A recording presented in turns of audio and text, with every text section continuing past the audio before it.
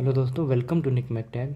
जैसा कि आपको पता है, हमने लास्ट वीडियो में क्या डिस्कस किया था, थर्मोडायनेमिक वर्क के कैलकुलेशंस देखी थी। ठीक है, तो आज हम क्या पढ़ने वाले हैं, फर्स्ट लॉ ऑफ थर्मोडायनेमिक को पढ़ने वाले हैं। और ये फर्स्ट लॉ ऑफ थर्मोडायनेमिक हम साइकिल के लिए भी पढ़ेंगे और प्रोसेस के लिए, दोनों के लिए पढ़ेंगे अच्छी तरीके से। और अगर अभी तक वो वीडियो आपने पिछली वीडियोस नहीं देखी है तो प्लीज़ आप उन वीडियोस को पहले जाकर देखिए। कंप्लीट प्लेलिस्ट मैंने ऊपर आई बटन में डाल दिया, वहाँ जाके आप देख सकते हो। क्योंकि ये सब्जेक्ट ही ऐसा है कि आपको स्टेप बाय स्टेप ही देखोगे तभी ही आपको आगे की चीज़ें समझ आएंगी। तो आज की वीडियो हम बिना टाइम वेस्ट के स्टार्ट करते हैं। तो दोस्तों देखिए, सबसे पहले जो हमारा फर्स्ट लॉ ऑफ थर्मोडायनेमिक है, ये आइडिया देता है हमें किस बारे में, quantity of heat and work. मान लो हमें किसी सिस्टम को हीट और वर्क देना है, किस किस क्वांटिटी में देना है ना, उस चीज़ के बारे में हमको बताता है। ठीक है, अब देखो basically first law of thermodynamic कुछ नहीं है, law of conservation of energy ही है। और आपको पता है law of conservation of energy क्या होता है, वही energy neither be created nor be destroy, it can transform one form to another form, है ना। एक फॉर्म से दूसरी फॉर्म में कन्वर्ट हो सकती है बट ट्रांसफ़र नहीं हो सकती, है ना, मतलब क्रिएट नहीं हो सकती। यही तो होता है ना। तो energy neither be created nor be destroy, तो यही है फर्स्ट लॉ ऑफ थर्मोडायनेमिक और कुछ नहीं है। तो यहाँ मान लो हमारे पास कोई भी सिस्टम है, समझने की कोशिश करो। देखो हमारे पास मान लो ये कोई सिस्टम है, ये हमारे पास सिस्टम है। मैंने यहाँ पर हीट दी और यहाँ से हीट निकल गई, है ना। यहाँ मैं कोई वर्क दे रहा हूँ, यहाँ से वर्क निकल रहा है ना। तो क्या कर रहा हूँ बेसिकली यहाँ पर, कि जितना भी, देखो any thermodynamic cycle having number of process, कोई भी थर्मोडायनेमिक साइकिल है या फिर कुछ भी है साइकिल है, उसमें बहुत सारी प्रोसेस हो सकती हैं। तो इसमें क्या होता है, टोटल हीट इंटरेक्शन, मतलब जितनी भी हीट इंटरेक्शन हो रही है, यानी हम सिस्टम को जितनी भी हीट दे रहे हैं वो बराबर है टोटल वर्क इंटरेक्शन, वो वर्क के बराबर है। यानी कि फर्स्ट लॉ ऑफ थर्मोडायनेमिक ये कह रहा है, मान लो ये सिस्टम है, यहाँ पर मैंने हीट दी और इस हीट को देने की वजह से यहाँ हमारा वर्क डन हो रहा है। तो ये थर्मोडायनेमिक वर्क बता रहा है ना। तो आपको क्या समझ आया कि कुछ नहीं है, फर्स्ट लॉ ऑफ थर्मोडायनेमिक हमारा law of conservation of energy ही है ना। तो यहाँ पर क्या होता है, टोटल हीट ऑफ इंटरेक्शन, मतलब जितनी भी हीट का इंटरेक्शन हो रहा है अंदर सिस्टम में आ रही है, बराबर टोटल वर्क ऑफ इंटरेक्शन, उतनी अमाउंट में ही वर्क तुमको मिल रहा है। हम हीट प्रोवाइड कर रहे हैं और वर्क हमें मिल रहा है। ठीक है, ये हमारा फर्स्ट लॉ ऑफ थर्मोडायनेमिक होता है। और इसको हम लिख कैसे सकते हैं, देखो समीशन, समीशन का मतलब भी आपको पता है कि टोटल हम समीशन से डिनोट करते हैं, है ना। तो समीशन ऑफ डी क्यू यानी कि हीट बराबर समीशन ऑफ डी डब्ल्यू यानी कि वर्क डन, है ना। Change in work done D W में क्यों लिखा है, देखो इसको हम इस फॉर्म में भी लिख सकते हैं, डेल्टा क्यू बराबर समीशन ऑफ डेल्टा डब्ल्यू, है ना। ये डेल्टा है दोस्तों, इस तरीके से भी डिनोट करते हैं और इसको इस तरीके से भी डिनोट करते हैं। आपको कंफ्यूज नहीं होना है, ये मैं पहले भी बता चुका हूँ आपको। तो देखिए सबसे पहले हम साइकिल के लिए देखते हैं, first law of thermodynamic cycle के लिए क्या होता है। तो जैसा कि मैंने आपको बताया, ये थर्मोडायनेमिक हमारी साइकिल ही तो थी। अब इसमें क्या था कि यही मैंने इंटीग्रेशन का साइन लगा दिया, तो साइकिलिक इंटीग्रल भी बोलते हैं इसको, है ना। तो इसीलिए साइकिल इंटीग्रेशन का साइन लगाया और एक साइकिल शो कर दी जीरो से, है ना। तो ये डी डब्ल्यू बराबर डेल क्यू, है ना। देखो इसको इस तरीके से भी लिख सकते हैं। कैसे लिखते हैं, साइकिल इंटीग्रल, है ना, डी डब्ल्यू बराबर डेल डेल क्यू, है ना। ये बात आपको याद रखनी है कि ये हमारा फर्स्ट लॉ ऑफ थर्मोडायनेमिक हो गया साइकिल के लिए दोस्तों। अच्छा देखो इसमें आपको याद क्या रखना है, आपको देखो ये तो पता ही होगा साइन कन्वेंशन, मैंने आपको पिछली वीडियो में भी और भी वीडियो में बताया है साइन कन्वेंशन क्या होता है। ये ज़रूर आपको पता होना चाहिए कि वर्क के लिए साइन कन्वेंशन क्या होता है और हीट के लिए साइन कन्वेंशन क्या होता है, क्या लेते हैं हम लोग, है ना। चलो मैं न्यूमेरिकल भी एक छोटा सा एग्जांपल से आपको सॉल्व करके दिखाता हूँ। मान लो वर्क के अगर हम साइन कन्वेंशन की बात कर रहे हैं, तो यहाँ मैंने बताया जो भी वर्क मिल रहा है सिस्टम पर, सिस्टम के द्वारा, है ना, work done on the system negative होता है और work done by the system positive होता है। और सेम हीट के लिए उल्टा हो जाता है, अगर हम हीट दे रहे हैं सिस्टम को, है ना, तो हमारी पॉजिटिव है, और हीट निकल रही है सिस्टम से, वो हमारी क्या होगी, वेस्टेज हो गई। ये सिंपल सा आपको याद रखना है। देखो मान लो हमारे पास कोई भी एक साइकिल, ये ग्राफ है, ठीक है, यहाँ कोई भी साइकिल हो रही है, मान लो 1 से 2 एक साइकिल हुई, 1 से ये हमारी एक कोई भी साइकिल हुई, एडियाबेटिक प्रोसेस या फिर कुछ भी, है ना। ये 1 2 3 4, ये हमारे पास कोई साइकिल हुई। अब यहाँ पर मान लो हीट जा रही है Q12, हीट इसको हम दे रहे हैं सिस्टम को, और यहाँ से हीट हमारी निकल रही है सिस्टम से, तो 3 और 4 हो गया। और यहाँ पर मान लो W23 है, और यहाँ क्या है W41, ये हमारे पास है कुछ इस तरीके से।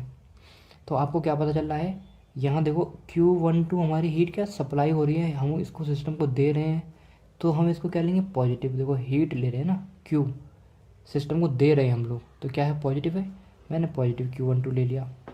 अब ये सिस्टम से हीट रिजेक्ट हो रही है, निकल रही है, तो इसको क्या लूँगा नेगेटिव ले लिया मैंने, ठीक है।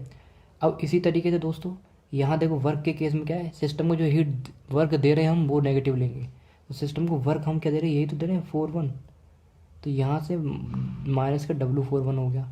अब रिजेक्ट क्या हो रही है वर्क, ये W23, तो इसको हम पॉजिटिव लेंगे।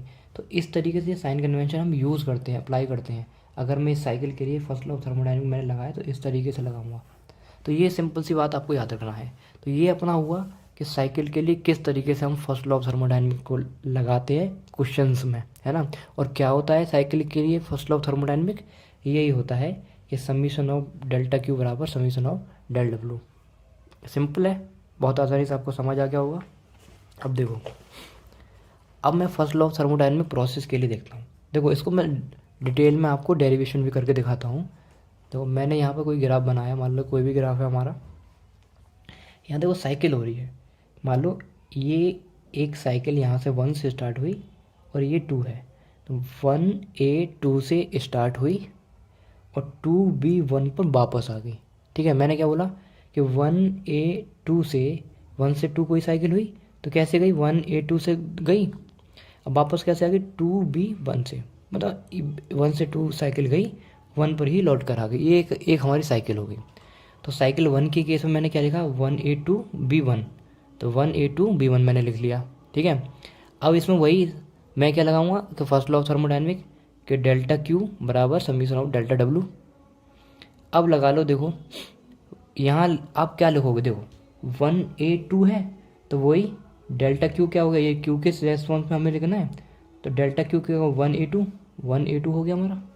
अब ऐसे ही देखो डेल्टा क्यू 2V1 हमने डेल्टा 2 लगा लिया।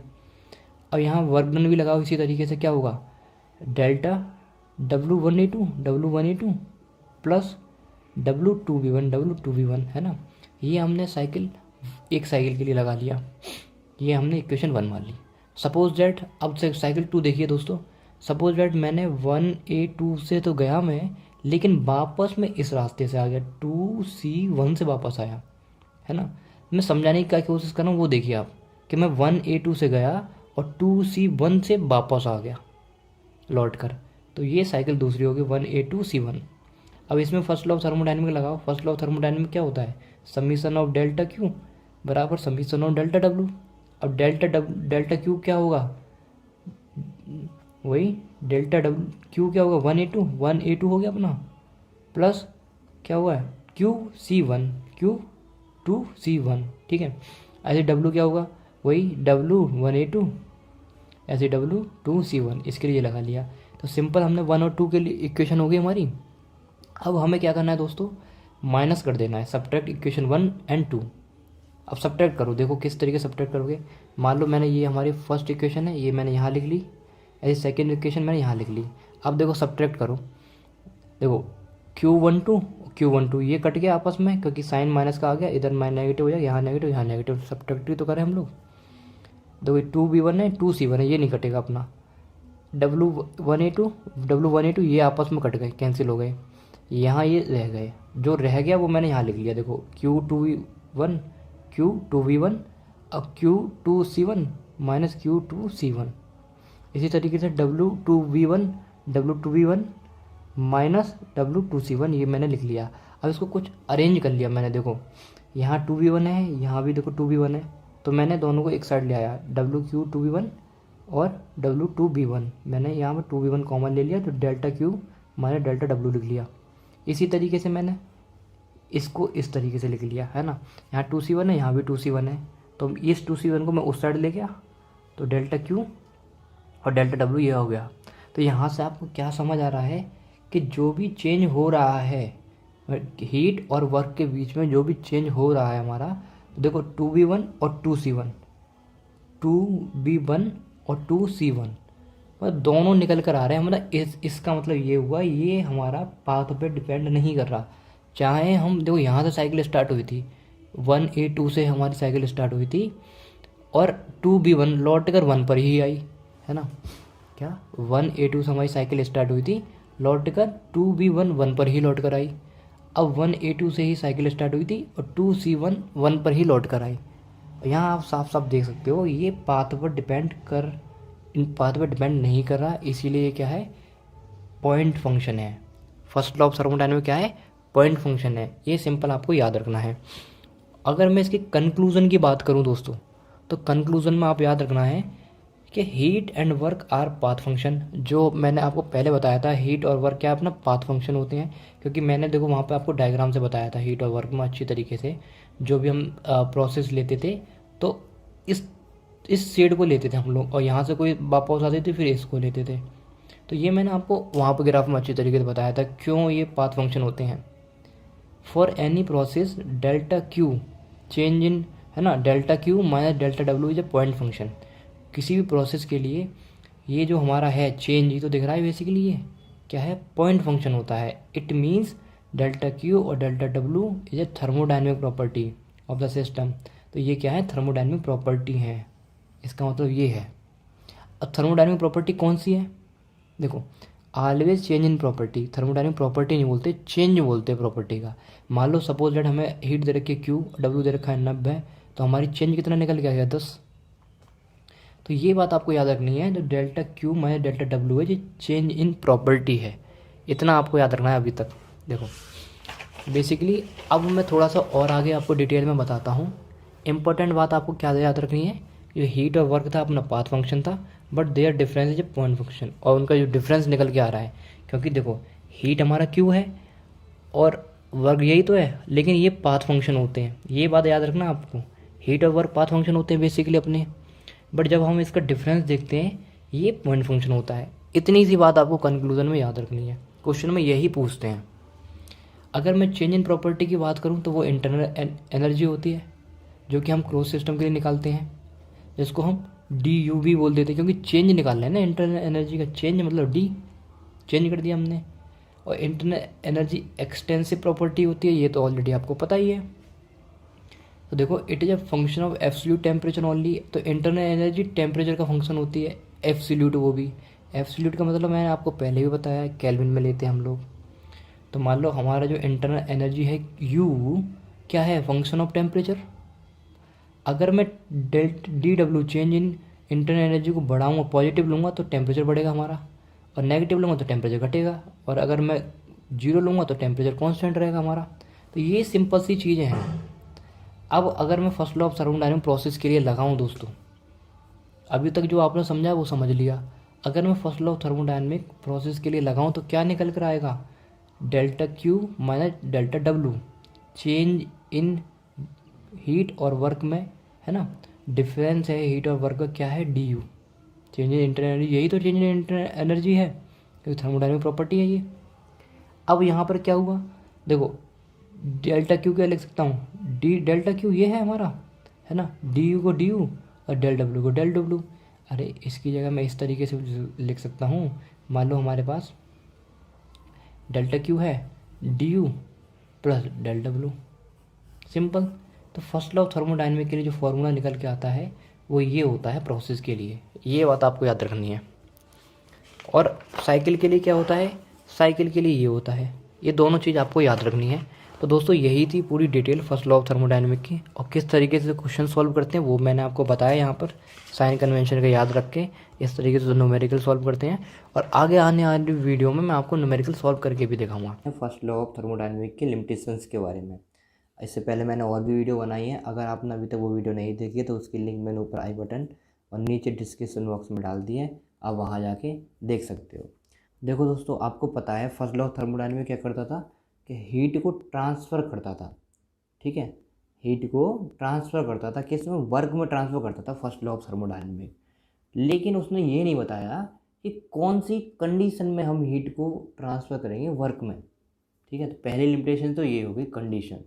क्या हो गई कि first law of thermodynamic does not give idea, कोई भी आइडिया नहीं दिया under which condition the heat can be transfer into work, कि कौन सी कंडीशन में हीट ट्रांसफ़र होगी वर्क में। ठीक है दोस्तों, और देखो उन्होंने देखो एक तो कंडीशन के बारे में नहीं बताया, और क्या नहीं बताया, और उन्होंने डायरेक्शन के बारे में नहीं बताया कि हीट को ट्रांसफ़र करेंगे हम वर्क में, लेकिन कौन सी डायरेक्शन में हम ट्रांसफ़र करेंगे, ये उनकी लिमिटेशन थी दूसरी, कि it does not specify that in which direction heat can be transfer into work, कि कौन सी डायरेक्शन में हीट ट्रांसफ़र होगी वर्क में। ये दो इसकी लिमिटेशन हो गई। और देखो दोस्तों थर्ड लिमिटेशन क्या है इसकी, उन्होंने हीट को ट्रांसफ़र किया। ठीक है, फर्स्ट लॉ ऑफ थर्मोडायनेमिक्स दोस्तों क्या करता है, हीट को ट्रांसफ़र करता है, किस में, वर्क में ट्रांसफ़र करता है। लेकिन फर्स्ट लॉ ऑफ थर्मोडायनेमिक्स में नहीं बताया गया कि कितने प्रपोर्शन में हीट को ट्रांसफ़र करेगा वर्क में। ठीक है दोस्तों ये है फर्स्ट लॉ ऑफ थर्मोडायनेमिक्स की third limitation, it does not specify that proportion of heat applied is converted into a work. ठीक है दोस्तों हमने तीन लिमिटेशन पढ़ी। पहली लिमिटेशन क्या पढ़ी, कंडीशन में, मतलब हीट ट्रांसफ़र होता है वर्क में, लेकिन कौन सी कंडीशन में ये नहीं बताया था हमको। और दूसरी डायरेक्शन के बारे में हमें नहीं बताया कि कौन सी डायरेक्शन में हीट को ट्रांसफ़र करते हैं वर्क में। और तीसरी कितने प्रोपोर्शन में हम हीट को ट्रांसफ़र करते हैं, ये नहीं बताया था। दोस्तों ये तीन limitation first law of thermodynamic की। अगर आपको वीडियो पसंद आया हो या हेल्पफुल लगा हो तो इसको लाइक करें और अपने दोस्तों के साथ शेयर ज़रूर करें। तो आज की वीडियो में मैं बात करने वाला हूँ PMM1। ये क्या होता है दोस्तों ये पेपर में बहुत ज़्यादा पूछा जाता है, बीटेक में खासकर AQ2 के एग्ज़ाम में, तो बहुत ज़्यादा कन्फ्यूज़न रहती है बच्चों को। तो ये क्या होता है, मैं आज आपको बहुत सिंपल तरीके से बताता हूँ। देखो मैंने आपको फर्स्ट लॉ ऑफ थर्मोडायनेमिक पढ़ाया। फर्स्ट लॉ ऑफ थर्मोडायनेमिक में मैंने क्या बताया आपको कि चेंज इन, मतलब बेसिकली क्या था, लॉ ऑफ कंजर्वेशन था, है ना, energy neither be created nor be destroy. तो फर्स्ट लॉ ऑफ थर्मोडायनेमिक क्या कहता है, मान लो हमारे पास कोई भी सिस्टम है ये, अब इस सिस्टम में मैंने ऊपर से क्या दिया, कोई भी हीट दे रहा हूँ मैं इसको, तो जो हीट दे रहा हूँ इसकी वजह से हमें वर्क डन मिल रहा है, जितनी हीट दे रहा हूँ उतना हमें वर्क मिल रहा है। ये बेसिकली हमारा फर्स्ट लॉ ऑफ थर्मोडायनेमिक था साइकिल के लिए, मैंने आपको बताया था। तो PMM1 क्या कह रहा है, ये इन्होंने ये बोला कि मान लो हमारे पास कोई भी सिस्टम है, ठीक है, अब ये जो सिस्टम है मैं इस पे कोई वर्क कर रहा हूँ, मान लो हमें कोई हीट देने की ज़रूरत ना पड़े पर वर्क कंटिन्यूस होता रहे। अभी तक क्या था दोस्तों कि हमें हीट दी हमने जितनी, उसकी वजह से हमें वर्क डन मिल रहा था। ठीक है, अब क्या हो रहा है यहाँ पर कि हमें हीट देने की ज़रूरत ना पड़े, हमें वर्क डन मिल जाए, वर्क डन हमें कंटिन्यूस मिलता रहे बट हीट हमें देने की ज़रूरत ना पड़े। तो ऐसा तो पॉसिबल है ही नहीं। अगर ऐसा पॉसिबल हुआ तो ये तो वॉयलेट कर रहा है फर्स्ट लॉ ऑफ थर्मोडायनेमिक को, है ना। तो वही चीज़ है यहाँ पर जो मैंने बताया कि it is possible then it is called PMM1। अगर ऐसा पॉसिबल है दोस्तों कि हमें हीट देने की ज़रूरत ना पड़ी, हमें वर्क डन मिल जाए बिना हीट दिए, तो उसको हम PMM1 बोलते हैं। और क्या लिख सकते हो कि PMM1 violate the first law of thermodynamic. तो ये वॉयलेट करती है यानी कि उल्लंघन करती है ना, उल्लंघन बोलते हैं ना हम लोग, कि वॉयलेट्स कर दिया। फर्स्ट लॉ ऑफ थर्मोडायनेमिक के अकॉर्डिंग क्या था कि हमें हीट दे रही है, जितना हम हीट दे रहे हैं उतना हमें वर्क डन मिल रहा है। यहाँ पर क्या कह रहा है कि वर्क डन मिलता रहे, हीट हमें ना देनी पड़े। तो ये तो वॉयलेट्स हो गया साफ साफ, है ना, उल्लंघन कर दिया भैया फर्स्ट लॉ ऑफ थर्मोडायनेमिक की। तो अगर ऐसा पॉसिबल है तो उसे हम PMM1 बोलते हैं। और PMM1 की फुल फॉर्म क्या है, perpetual motion machine of first kind. ठीक है, तो मैं इसमें छोटी छोटी बातें आपको लिखनी है बस यही कि there can be no machine which can give work continuously. तो यहाँ पर कोई मशीन है ही नहीं ऐसी पॉसिबल आज तक कि जो कंटिन्यूसली वर्क देती रहे without taking any other form of energy, कोई भी एनर्जी की फॉर्म ना ले और वर्क कंटिन्यूस देती रहे। तो ऐसा तो पॉसिबल है ही नहीं है, साफ साफ की बात है ना। तो वही इन सब में हम यही होती है आपकी PMM1। आपको बस इतना ही लिखना है बस, और कुछ नहीं लिखना, सिंपल है, बहुत ज़्यादा सिंपल है PMM1। ठीक है, और इसी तरीके से PMM2 होती है। उसके लिए आपको पढ़ना पड़ेगा पहले सेकंड लॉ ऑफ थर्मोडायनेमिक, तो नेक्स्ट वीडियो में हम लोग सेकंड लॉ ऑफ थर्मोडायनेमिक्स को देखेंगे। अगर आपको वीडियो पसंद आई हो, हेल्पफुल लगी है, तो इस वीडियो को लाइक करें और अपने दोस्तों के साथ शेयर भी करें। मिलते हैं नेक्स्ट वीडियो में, तब तक के लिए बाय, थैंक यू।